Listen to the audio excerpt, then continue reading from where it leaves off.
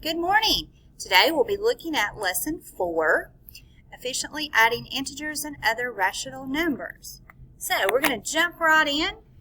I'm going to try shifting my screen today and see if that makes this a little better. All right, moving on. So the sum of 3 plus 5 using arrows on the number line. So 3 from 0, 3 to the right, because it's a positive number.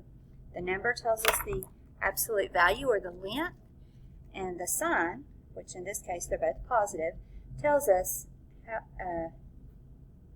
positive tells us which direction. So from here I'm going to go right because it's positive, and the space I'm going to go is 5, the length. Okay, let's circle my answer. And then I just have some questions here that go along with that. How long is this arrow? That's 3. And that would be the distance, which is the absolute value. It's good to just write these words several times because these are the words that are vocabulary and they are important to know. So, which direction does the 3 point? Right, because it is positive. So the good thing about videos is you can pause it and catch up. If I'm writing too fast, you're welcome to pause. Okay, how long is the arrow that represents the 5? So the 5 is the distance, or the absolute value.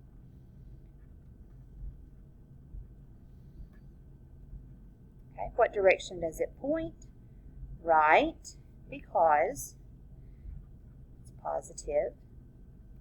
What is the sum? So the sum is 8. Scoot up a little bit. There we go. The sum is 8.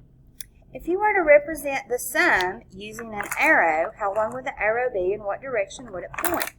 So the sum was 8. So if I was going to represent the whole sum using an arrow, it would be 8. Okay, how long would it be? 8 units. And what direction? Right. Okay, 8 units because that's the absolute value of the sum, and right because it's a positive sum. What is the relationship between the arrow representing the number on the number line and the absolute value of the numbers? So here's that relationship. The absolute value of 3 plus the absolute value of 5 equals 8. So that would be 3 plus 5 equals 8.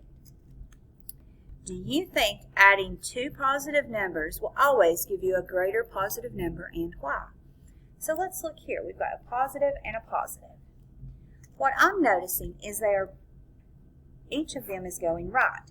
This positive goes right, this positive goes right. So I'm going to say when I add 2 positives, I think I will always get a greater positive when adding 2 positives, because I am going further or more right, thinking about my direction, going further or more right. Okay, and then right is positive. So, yes, I think I will always get a greater positive when adding 2 positives because I'm going further to the right. All right, moving on. I have another sum, -3 plus -5. So I'm going to represent it using arrows. From 0, I'm going to go 3 units, and I'm going to go to the left because it's negative. 3 units left. It's 3 because the absolute value of negative 3 is 3. The distance of negative 3 is 3. Goes left because it's negative. Alright, then plus negative 5. So that's, sometimes I say and here, negative 3 and negative 5. So I'm at negative 3. I'm going to go 1, 2, 3, 4, 5 more to the left. I could even label these. That's probably a good habit to get in. Sometimes I get in a hurry and don't do that, but you should do that. Okay. There we go. So how long is the arrow that represents negative 5? The distance or absolute value of that arrow is 5. What direction does it point? Left, because it's negative. What is the sum? Where did I end? We didn't circle it. We should have circled it. Negative 8. Okay. So if you were to represent the sum using an arrow, how long would it be and what direction? So the sum is negative 8. If I just represented that using an arrow, that arrow that represents the sum, it would be 8 units long to the left of 0. All right, let's get this paper up. Oh, there, okay. Now, do you think that adding two negative numbers will always give you a smaller negative? So if I'm adding two negatives, I'm going left and left. So I'm going to say yes, because you are going left, then left.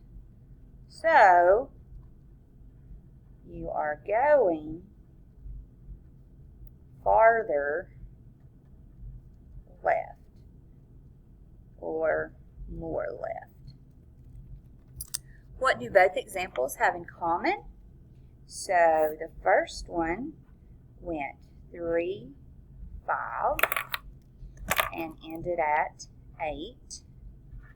The second one went negative 3, negative 5 and ended at 8.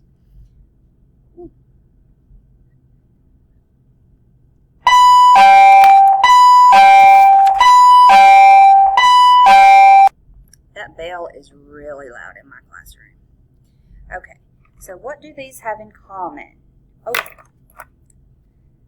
that was negative 8. Okay, so what do they have in common? The absolute value of 8 is 8, and the absolute value of negative 8 is 8. So they have the same absolute values. It's almost like a mirror image of the same problem. And here's what I mean by that. You've got 3 and 5, right? That's this one. 3 plus 5 is 8. And the other one, it's almost like if you mirrored it, right? And you've got negative 3 and negative 5. So negative 3 plus, negative 3 plus negative 5 is negative 8. So they're kind of like mirrors to each other. That's a good way to think about it.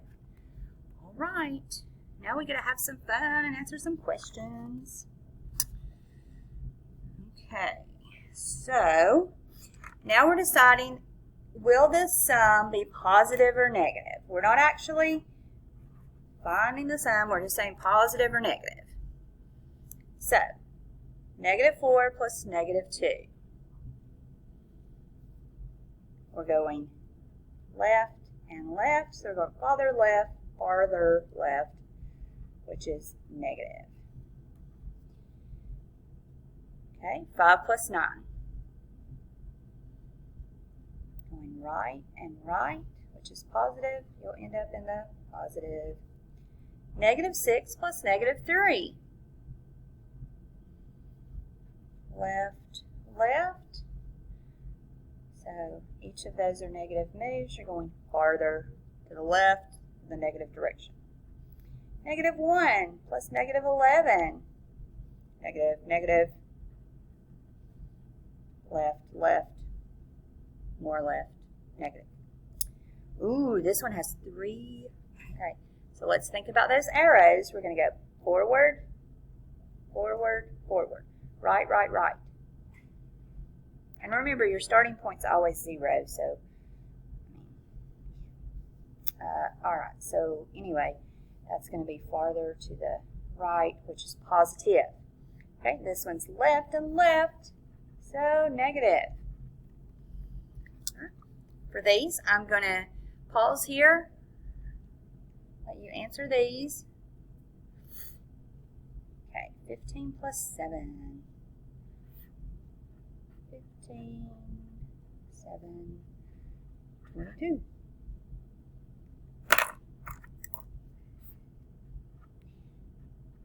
Negative 4, negative 16, negative 20.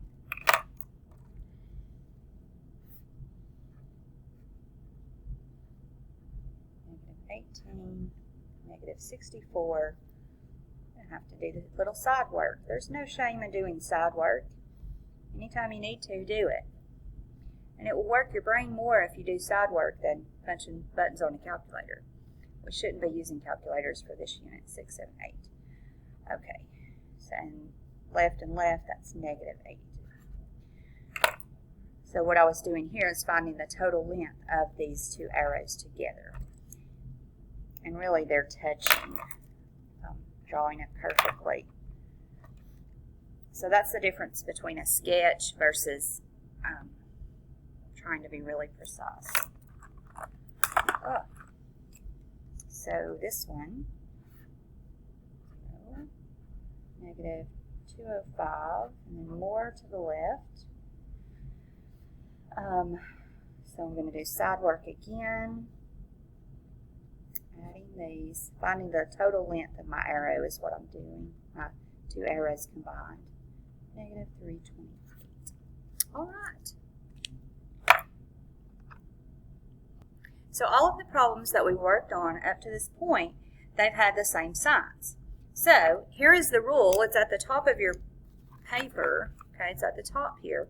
You should mark it with a star, highlight it.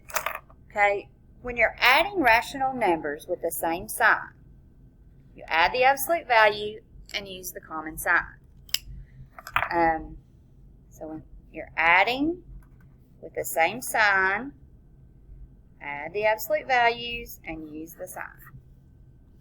And if you have this picture of these arrows and going farther right or farther left, that will help you to visualize what's happening and help you to make sense of whether the sign should be positive or negative.